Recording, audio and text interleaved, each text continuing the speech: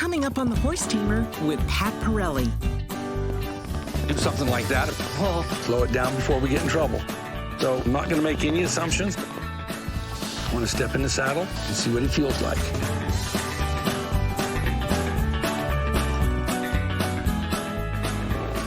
Yeah, that's a little different.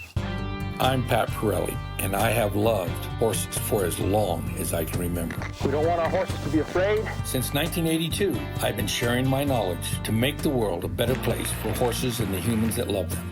My name is Pat Parelli. Remember, keep it natural. But you can call me the Horse Tamer.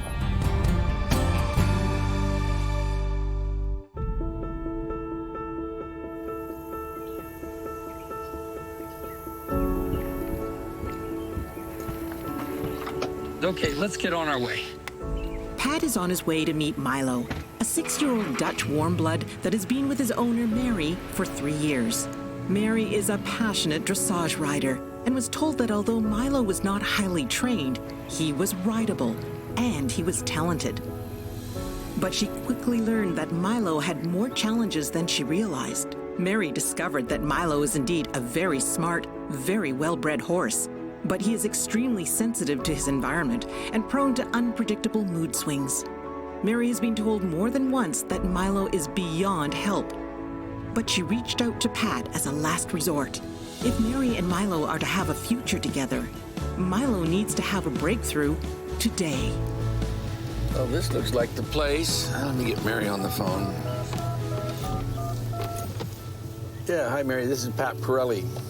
I'm pulling into your place right now, so come on out and let's get acquainted. Good morning. Good morning. Limp on over here. What do you got going on here? I injured my foot. Oh. I have a fracture in the heel. You got a spot we can go sit down and talk about your horse? I do. Come on there, Milo. I'm gonna start off with a long line, okay? He says, what in the world? Well, let's see what we got here. Hopefully curiosity kicks in. So most people don't realize that we've got more leverage the farther we are away from the horse. Right. So we're just gonna try to see what his response or reaction is.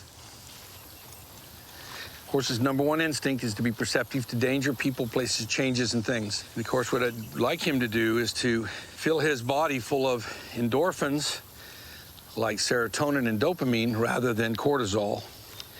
So it's pretty natural for horses to get their adrenaline up, to start moving their feet if he's kind of any kind of horse like that. But it's the adrenaline plus cortisol that's where it creates the problems. We're gonna use some, what we call guiding principles, and try to have what we call long body logic, so I'm gonna stay farther away from him.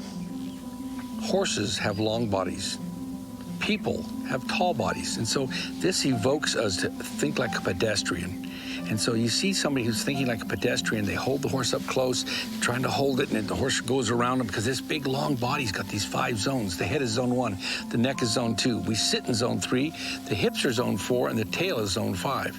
And whether we're on the ground or in the saddle, we have to learn how to use long body logic with our hands, with our legs, with our seat, and maybe even a stick, so that we are always talking to each individual zone and in combination. This is what brings out the real natural magic with people who are really good with horses, long body logic. I'm gonna see if I can't move along here and see what he thinks about me going for a walk, not necessarily doing anything to him, just out for a walk. So I'm gonna walk between the barrels and this blue tarp first, then I'll go between the tarp and the fence. He looked at it out of his right eye, so let's see what we got here. Now we'll see if he'll look at it out of his left eye.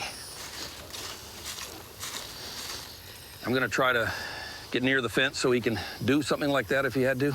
Oh. That was probably better that I was over here than over there, see? Oh, yeah.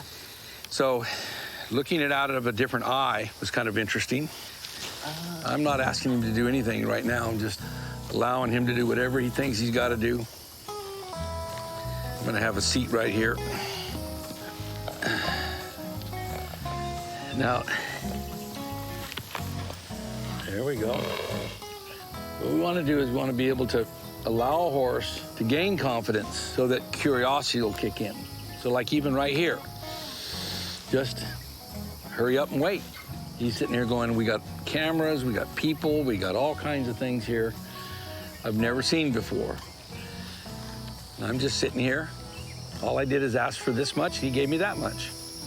In other words, he'd probably do a lot on his own as far as the forward's concerned. But we have to have deceleration as well as acceleration.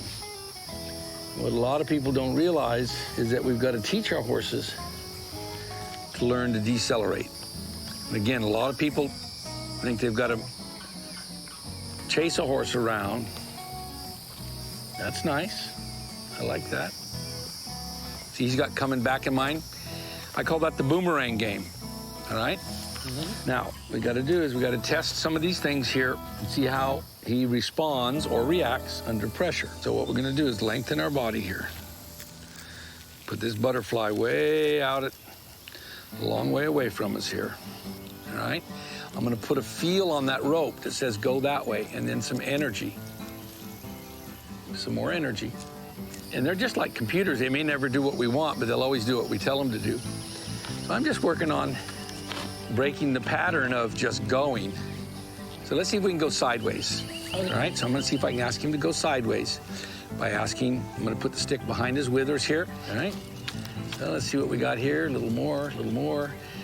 I gotta ask you a question, does he ever pull back when you tie him? Yes. He does? Yes.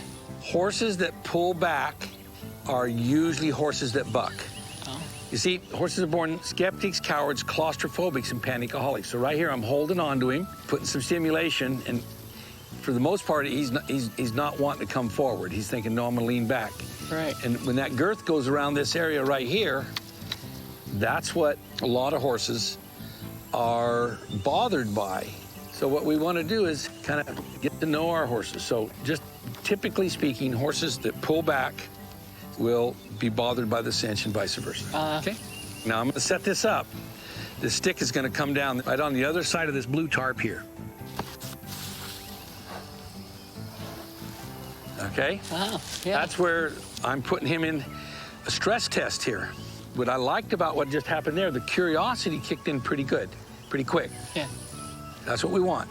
Hurry up and get curious. Hurry up and relax. See how I'm not pulling him on there? I'm kind of driving him over there. Right. Trying to use this herding stick to say, go right, go to your left, go to your right, go to your left. Now come forward.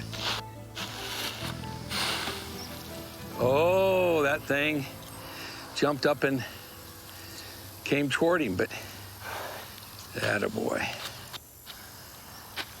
Good. Right. So, Mary, tell me what your observations have been so far. I am amazed at the way you talk to Milo, because Milo listens to you, and you got him to move. I speak horse. You do speak horse. You ready to try something else? Yes. So now we're going to see if we can put a bareback pad on him and see how he responds or reacts to a cinch, okay? Right. Let him see it. Good. Here it comes. Attaboy. I'm going to use my left hand in order to get the cinch so that we've got one fluid move like this, and then Oh, nice. there. Yeah. Okay? If I use my right hand and he jumped, he'd hit me in the head, knock me on my rear end, okay? And then maybe kick me on the way by. So by using our left hand on this side, if something would happen, even if it was an accident, he'd push you into position. So lots of little things like that make a little difference that makes a difference. He's kicking at the flies there. Move him a few steps. And then I'll tighten it up from the other side.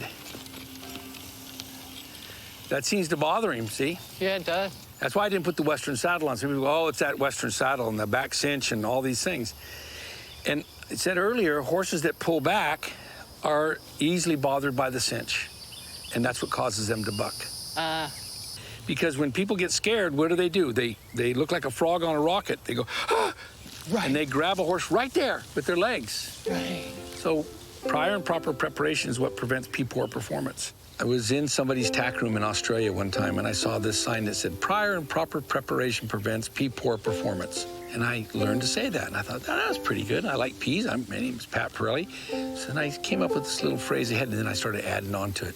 And it turned out to be Pat Parelli proudly presents his provocative and progressive program and the proclamation that prior and proper preparation prevents poor performance, particularly if polite and passive persistence is practiced in the proper precision. This perspective takes patience from process to product, from principle to purpose. And the promise that Pat plans to prove is that practice doesn't make perfect. Only perfect practice makes perfect, but all practice makes permanent.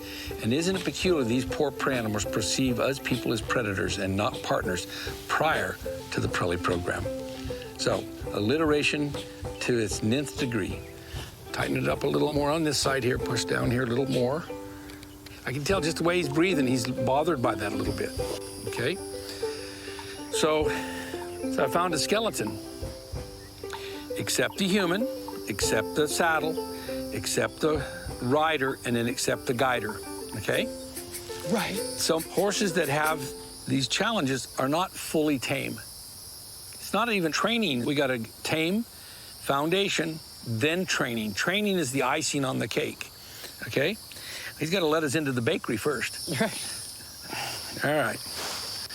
I'm going to walk backwards, and I'm going to offer it here. I'm not going to try to touch him. I'll let him touch it.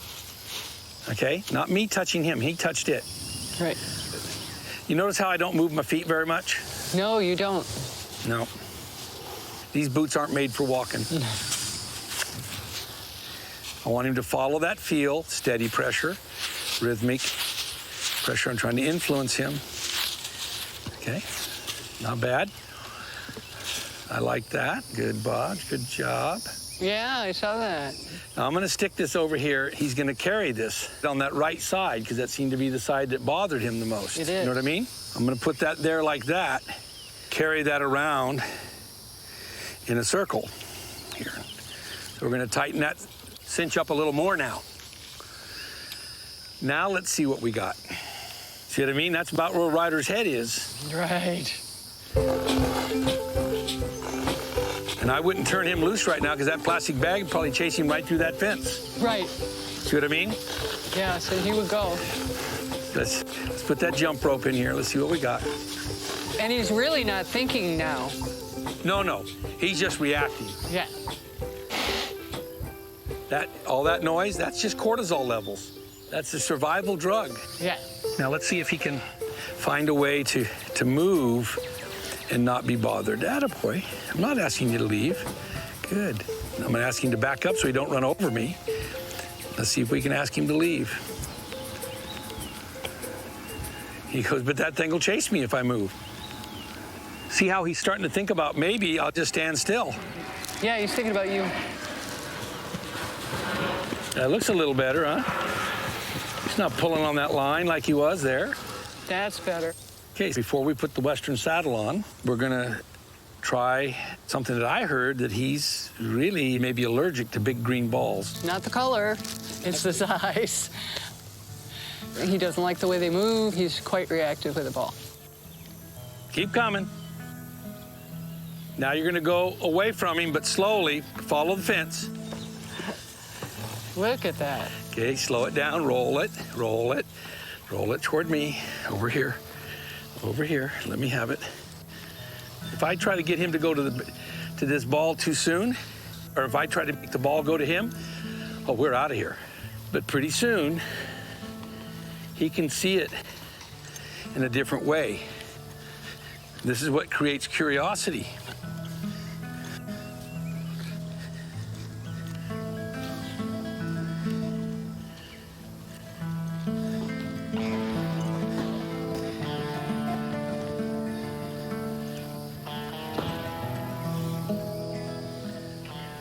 See, it's his idea.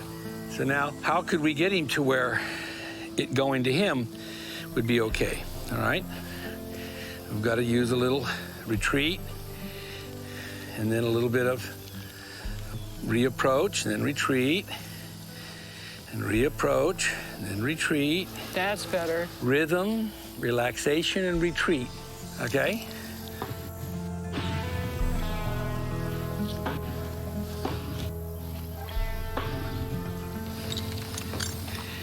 You think you'd have been seeing that 20 minutes ago? No. No.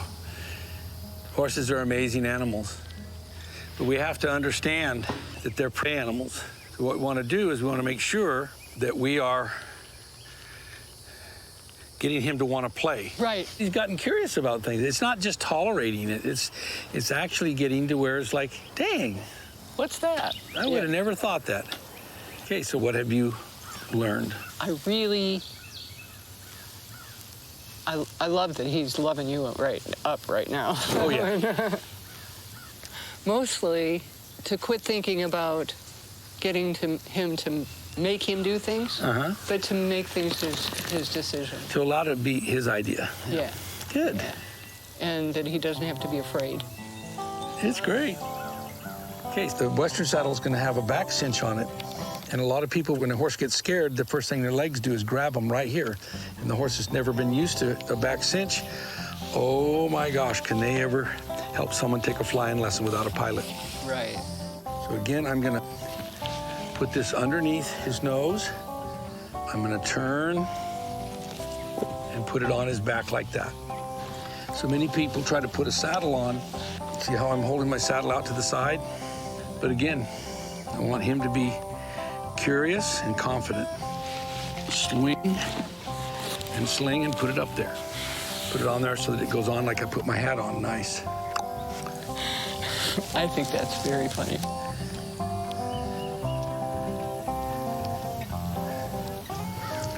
That looks pretty good. Oh, that's bothered him a little bit right there. How'd I know? Because he lost his rhythm.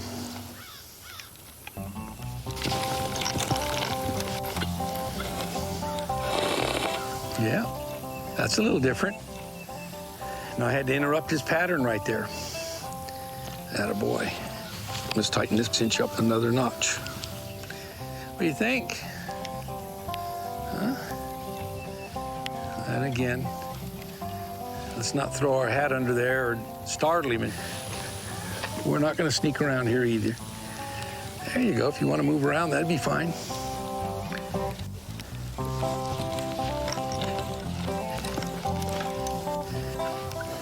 There we go. So I'm going to bend him here before he gets in too big a trouble. Bending a horse. Sounds like such a funny term, doesn't it? But remember, horses got 5 zones, and they articulate together. So what I want you to realize is that bending a horse is getting a horse to become supple and flexible. Bend them to the right, bend them left, whether you're on the ground or on the saddle. It's important that we can feel safe by controlling the horse's energy through time and space by bending. Now, we've all been told, kick your horse to go, pull him to stop, use the reins to turn. Whenever we pull on both reins, that straightens them. That actually puts power to the hind legs. So we're actually can be a lot safer and feel a lot safer if we can bend the horse to the right, bend the horse to the left. So you see, I'm trying to get him here before he gets in trouble. There, a little bit. There, that's good. Now I'm gonna slow it down. Good, I like that. Isn't that going well? So, tightening that cinch up again. So that's 5 times that we've tightened that cinch up. It's tightened and tightened and tightened and tightened. Attaboy. Let's see what we got on this left side here. Let's see if we can go a little faster. And we gotta have a language. So the horse needs someone to do some negotiation. You never know when you're in the saddle and the horse doesn't want to go over the crick. What kind of communication exercises can we do to prepare him for that? It's going well. He's really listening. He feels pretty good to me, but I think there's still one piece missing. You know, horses have a fisheye lens, so they see everything peripherally and above. As a human, we look at the world with these 2 eyes. We have binocular vision. Horses have a blind spot in the middle, which gives them bilateral vision, but each eye also has a fisheye lens. This is a great tool for being a survivor. That way they can notice something over here, or a little butterfly over there, or a piece of plastic on that side. And so this is why you see sometimes when something is on the ground and a horse looks down and goes like that. This is a great survival tool. And we oftentimes ride around through the world looking at the world like this. And this is why a lot of riders get in trouble, because they're looking at the world like this, and the horse is looking at the world like this. So knowing about this fisheye lens is a great tool for us as a human, but we got to remember, if they're confident, fisheye lens or not, they're going to have confidence in themselves, confidence in their environment, and confidence in you. So the real secret is confidence. So but let's see if I can't put this on the saddle in such a way that he has a chance to have that rider be up there. We'll let that Parelli logo be the rider this time. Tighten that up a little bit. See if I can't put this up here in a way that it'll stay. And we'll see what he thinks about that and the Western saddle. So optimization, potential. That's what we want, isn't it? I feel like he's in good shape. So let's see if we can ask him to come over to the pedestal. He's too tall for me to get on. But again, what a lot of people don't know is kicking actually causes bucking. So I wouldn't kick him to go, because I promise you he'll probably start bucking. I don't think you want that, and I don't think I want that. So what I want is to go halfway up here. I want to step up here. I want to step in the saddle and see what he feels like. I want to move this stirrup around. That doesn't seem to bother him. There, a little something there. There we go. Good. But it's just a little something. So when I get up here, the first thing I'm going to do is bend him. So in case he does get scared, that I can stay in a small area. Okay? That a boy.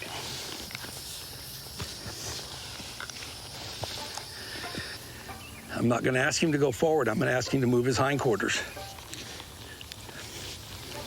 That a boy. Now I'm going to ask him to move his hindquarters this way, just with the reins. Good. We may not go very far or very fast today, but we're going. We have rhythm, we have relaxation, we have understanding. That a boy. That's it. If he wants to go around in this circle here, that's fine by me. I'm just being a passenger for right now, just kind of going with him. But I want him to know I'm up here, and I want him to know I'm part of his solution, not part of his problem.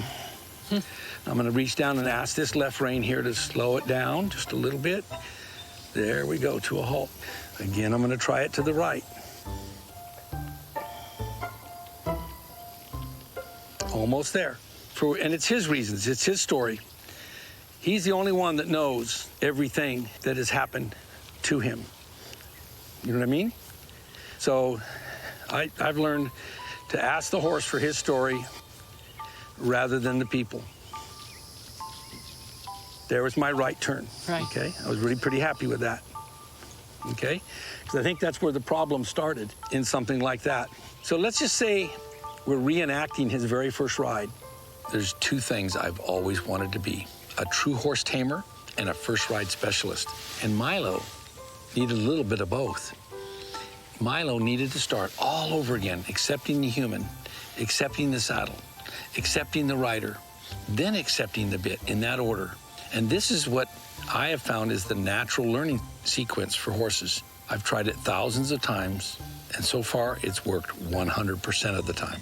So restarting, just going through the skeleton again, just pretending like he'd never had a ride, was our strategy today. Now I'm going to step off, but when I step off, I'm going to step out in front of him in case he does get scared. I'm going to step over there. Okay, I'm going to let this foot out of the stirrup so it doesn't touch him. I'm going to step there. And a lot of show horse trainers don't know things like that. You know what I mean? And I have all the respect in the world for show horse trainers, competitors. But there's the cake, there's the icing, and then there's the candles. The candles the day you show them. And I know some people that are better showmen than they are trainers. And I know some people that are better trainers than they are showmen. And I know a few of us are better cake makers than any of them. So we have pride in making this cake. Right. And he's kind of liking that we made some good cake today. Yeah. What do you think? So I just have one thing. Would you give me a hug? I'm so excited. Good. I really am. So now we start a relationship that's involving on the ground and in the saddle. Right. He's fabulous. What do you think about Milo? Where do you think I should go with him today? Where to from here? From here. The prognosis to me is really good. So my evaluation is that he's a right brain on the cusp, extrovert and introvert, and he's in a spot where he runs inside of himself first, and then he runs outside. Extroverts move their feet. Introverts usually run away inside. Right brain horses are very instinctive. Left brain horses are like, hey, that looks like fun, or yeah, you and who else is going to make me do it? Well, he's not that at all. He's not left-brained at all. But he accepted the human, I thought, quite well. But it's definitely the saddle. That's where our biggest challenge is. And you know, the biggest surprise for me today was how quickly he accepted that flag with that Parelli logo sticking up there above him. I'd have bet that would have uncorked him for good and big time. But it was the cinch. Just the cinch on that bareback pad is a big piece of the puzzle. So to me, now he needs a big foundation. So you can bring him over to our center. You've got this broken foot here, and I think you're more of an icing person than you are a cake builder, okay? So what I would suggest is that if he didn't leave here, let's just say he stayed here, that I would put a bareback pad on him every day and let him wear it around for 2 or 3 hours and let him lay on it and roll on it and just turn him out wherever he lives, and that's what every day. That's your new deal. That's what I would do. Oh. And then the next thing I'd do the same thing with the saddle. I'd get him to where he could run around the arena or run out in a pasture with one of our old saddles on that I wouldn't care if he laid on it or rolled on it. He wants to learn. He does. He wants to be your partner, but he doesn't know. And again, it's just as simple as the chemistry that they produce. And if they're producing cortisol all the time, if they think they're about to have a bad horse day, they're going to. But if they think, oh boy, this is fun, then all of a sudden all that learning juice, the serotonin, the dopamine, those kind of endorphins are going to come out, and they're going to look forward. So people go play with their horse on the ground, not work with their horse. And we need discipline, not the horse. I love what happened today. It was purely magical. You know, I have what I think I framed as a horse with serious behavior issues, but I feel like I have hope, and I feel like he has a future. That's a really good place to be. Super. Yeah. I feel the same.